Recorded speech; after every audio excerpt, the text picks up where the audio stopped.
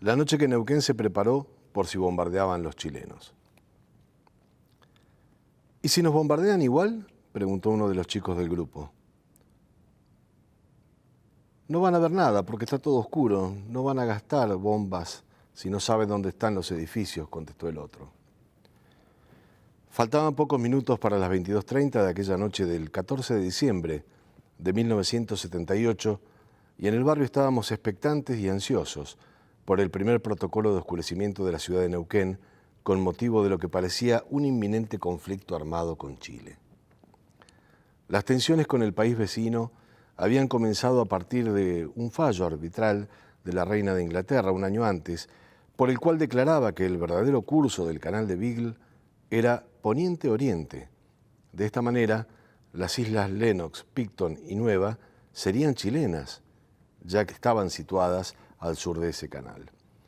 Autoridades de ambos países habían tenido una serie de encuentros para tratar de destrabar la crisis que había desatado aquel fallo, pero en ninguna de estas reuniones llegaron a buen término.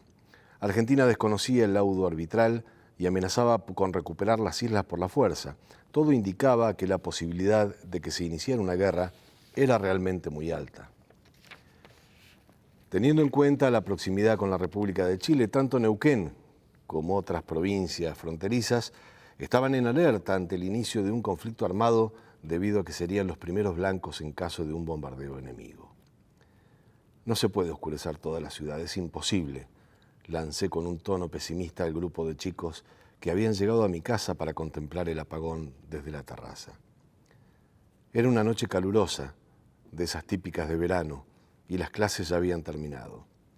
Por eso era común que con los chicos del barrio nos juntáramos a charlar, a jugar a la pelota en la calle Tucumán, que en aquella época tenía un tránsito de pueblo, y mucho más cuando caía el sol y terminaba la actividad laboral.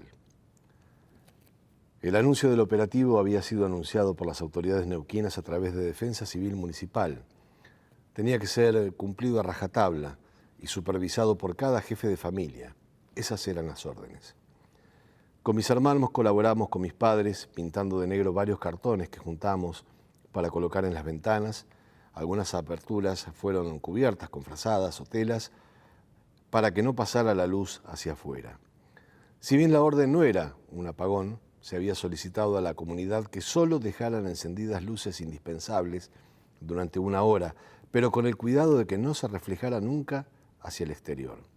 En pocas palabras, durante esos 60 minutos de simulacro, toda la ciudad tenía que desaparecer en la oscuridad para simular una defensa por si llegaban los aviones chilenos cargados de bombas.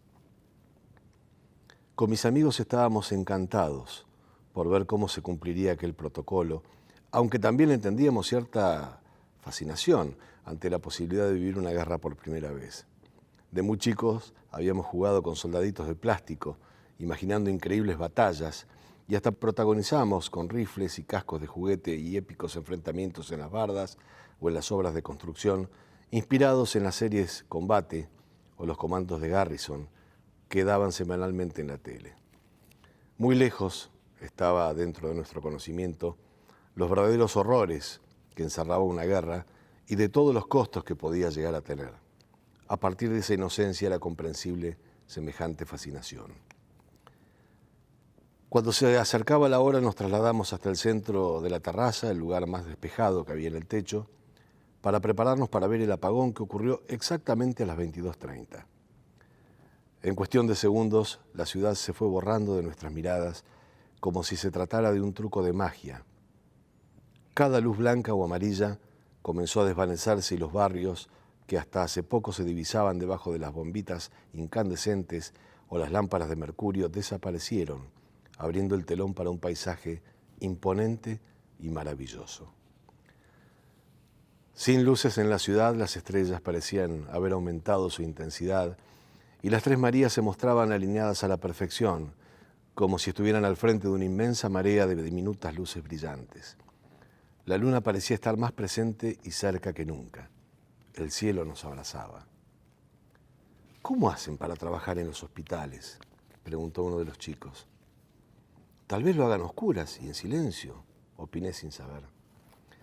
El protocolo para el apagón tenía en cuenta el trabajo que se hacía en cada centro de salud o edificio público que estuviera funcionando de noche, pero también se debía cumplir con el oscurecimiento en ventanas, claraboyas, tragaluces y cualquier abertura que permitiera el paso de la luz. En los techos de los hospitales se pintaron cruces rojas para identificarlos y de esta manera que estuvieran a salvo de un eventual bombardeo. Todo estaba previsto en el simulacro, hasta en los mínimos detalles. Quienes se encontraban circulando en vehículos por las calles de la ciudad durante el oscurecimiento debían estacionar, apagar las luces, tocar bocina durante 1 minuto y esperar a que termine el operativo. En caso de que existiera una emergencia, los vecinos tendrían que recurrir al jefe de manzana, que se había designado en las cuadras de cada barrio y que sería nexo con las autoridades sanitarias o de seguridad para atender las urgencias que se presentaran.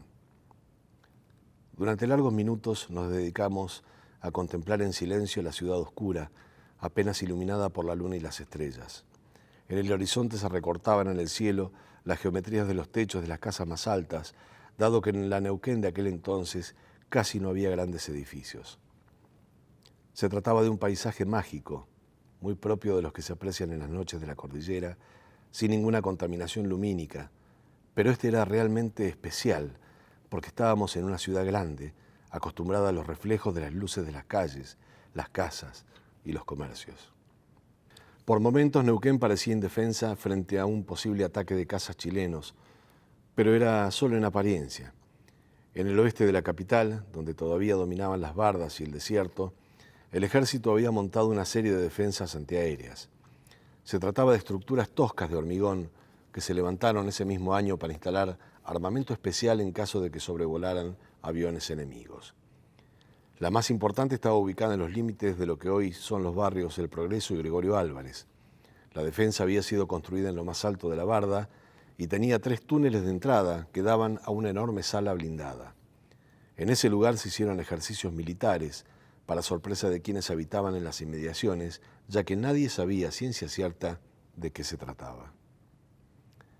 Años después de finalizado el conflicto, el ejército derribó la construcción, dejando vestigios de esas paredes enterrados en la arena y en medio de las urbanizaciones que se hicieron con el paso del tiempo. Así como se habían formado defensas antiaéreas en las bardas, todas las guarniciones militares de Neuquén se reforzaron en cantidad de efectivos y de armamento. Los puestos de guardia llegaban más allá de los límites del cuartel, en las calles y rutas había retenes militares por todos lados.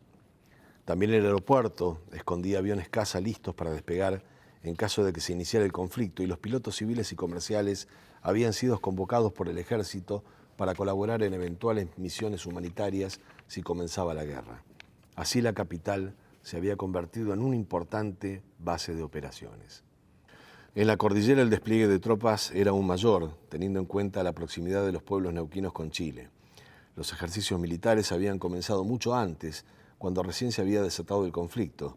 Todas las rutas y caminos eran escenarios de un desfile constante de camiones, soldados y pertrechos, a la espera de la orden para comenzar la pelea, aunque la mayor concentración estaba en el sur para cumplir el objetivo de ocupación de las islas en disputa.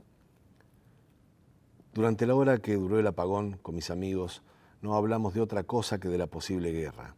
De hecho, en nuestros hogares era prácticamente el único tema de conversación. Las radios, los diarios y la tele informaban permanentemente las novedades en torno al conflicto y las instancias de las negociaciones que se llevaban a cabo a nivel internacional para evitar un derramamiento de sangre que parecía algo increíble, especialmente en vísperas de una Navidad. En las calles, comercios, bares y oficinas, el conflicto era también parte de la comidilla diaria, porque además en la capital vivía una gran cantidad de chilenos. ¿Quién no conocía, tenía como amigo o era familiar de algún chileno? Y en el norte neuquino, donde desde siglos se desdibujaban las fronteras de los pueblos, ¿cómo serían las relaciones con los chilenos que vivían acá si terminábamos en guerra con el país en el que habían nacido? Mi papá y mi mamá trataban de tranquilizarnos en cada sobremesa familiar cada vez que salía el tema. Nos decían que el Papa Juan Pablo II no permitiría que entráramos en guerra y que todo se solucionaría en algún momento. En efecto, la máxima autoridad de la Iglesia había asumido la mediación personalmente y solo faltaba la designación de una persona de confianza para ambos países que interviniera y pusiera fin al conflicto. Para nosotros, en realidad, no significaba una preocupación porque no teníamos conciencia de lo que estaba pasando y lo que significaba una guerra. Sin embargo, percibíamos esa angustia en nuestros adultos más allá de las palabras tranquilizadoras. A las 23 en punto de aquella noche las luces comenzaron a reaparecer tímidamente sobre la ciudad de Neuquén en cuestión de segundos. El operativo de oscurecimiento había finalizado. El alumbrado público volvió a iluminar las calles y las viviendas comenzaron a reflejar su vida interior cuando cada propietario retiró los cartones y frazadas de las ventanas. Nuevamente maravillados con el paisaje, con mis amigos pudimos ver desde la terraza de mi casa cómo de a poco el pueblo reaparecía entre las sombras y la luna y las estrellas resignaban el mágico protagonismo que habían tenido durante una hora. Todo volvía a estar como entonces. Los días siguientes pasaron sin mayores sobresaltos, con la permanente dosis de tensión que se percibía más allá de las negociaciones e instancias del Papa. Festejamos la Nochebuena con las rutinas culturales de siempre, sin saber que un día antes la cúpula militar argentina había decidido invadir las islas y que un temporal en el canal de Beagle frustró las operaciones que hubieran declarado oficialmente la guerra. Nos enteramos en plena Navidad sobre la llegada providencial a Buenos Aires de un hombre ignoto que venía como mediador en representación de la Iglesia y que sería clave para resolver el conflicto justamente en el momento más crítico, el cardenal Antonio Zamoré. Recién a partir de esa visita la tensión se fue diluyendo. Más relajados con los chicos del barrio y los compañeros del colegio, celebramos la llegada de las vacaciones y la posibilidad de jugar y salir a la calle durante más tiempo en aquellos calurosos y largos días de verano. El 8 de enero de 1979, mis viejos me contaron que en Montevideo se había firmado un acta en la que Argentina y Chile desistían del uso de la fuerza mientras continuaban las negociaciones. 5 años después, el 29 de noviembre de 1984, en plena democracia, se firmaría en Roma el Tratado de Paz y Amistad entre ambos países. La crisis había terminado. Pasaron casi 40 años de aquel operativo de oscurecimiento que se hizo en Neuquén para prepararnos ante un eventual bombardeo chileno frente a ese absurdo espiral de violencia que llevaron al límite dos naciones vecinas asignadas por las dictaduras militares. Para quienes vivimos esa época en plena adolescencia, nos quedó grabado aquel simulacro de defensa exitoso y ordenado que cumplimos todos los neuquinos. Y todavía permanece en nuestro recuerdo esa noche en la que la ciudad se desvaneció bajo las estrellas, se mantuvo a oscuras durante una hora y se fue a dormir temerosa y preocupada por algo que dijeron que podía ocurrir, pero que por suerte nunca ocurrió.